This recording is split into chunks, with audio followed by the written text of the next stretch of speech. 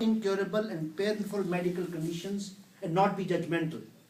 I felt sad when I heard that one psychiatric patient who suffered from clinical depression and committed suicide was refused funeral services by his Catholic priest, as the priest believed that the patient had committed a sin by committing suicide. He might not have read the views of the philosopher Schopenhauer, who said, quote, when the horrors of living outweigh the horrors of death, people commit suicide, unquote. The second question that Danish raises, should physician-assisted suicides and euthanasia be made legal in Canada? My opinion is yes. I hope one day in Canada we will have dignified death clinics where people who are suffering from chronic, incurable and painful illnesses can go and die peacefully. In Canada, there have been two cases that I would like to mention. The first case is that of Sue Rodriguez, who suffered from ALS, amyotrophic lateral sclerosis, and requested Canadian Supreme Court to allow someone to help her in ending her life.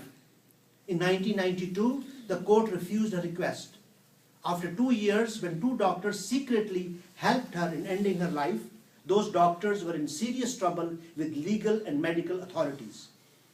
The second case was of Robert Latimer, who was convicted of second-degree murder in the death of his daughter Tracy, who had serious physical and mental disabilities.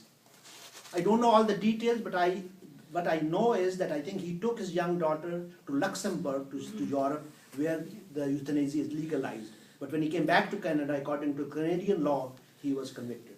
His compassion for his daughter was judged as a crime by the court. And I feel, I'm not sure that he's still in jail for that act. Danish's play also raises a third question. Who is responsible for patients' care? Being a progressive humanist, I believe in socialized medicine and free health care to all citizens.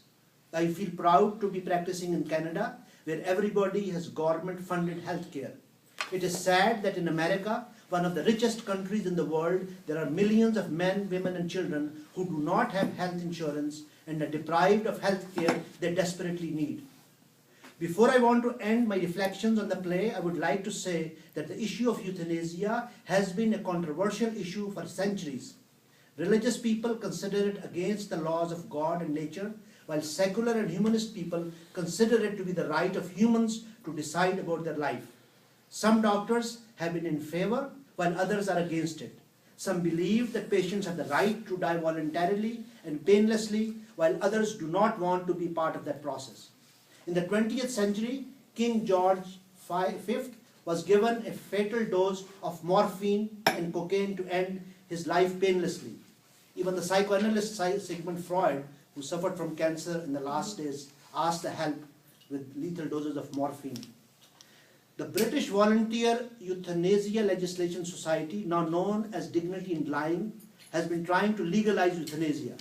In America, Robert Ingersoll, a humanist philosopher in 1894, argued in favor of euthanasia, and Henry Hunt made the first attempt in 1906 to legalize euthanasia in Ohio.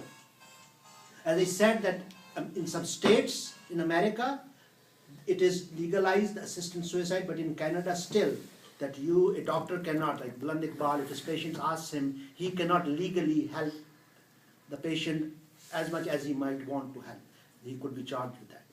The last, Danish's play is an effective way to open up a dialogue, a discussion and a debate to raise social consciousness so that people can think seriously about dignified death and peaceful life.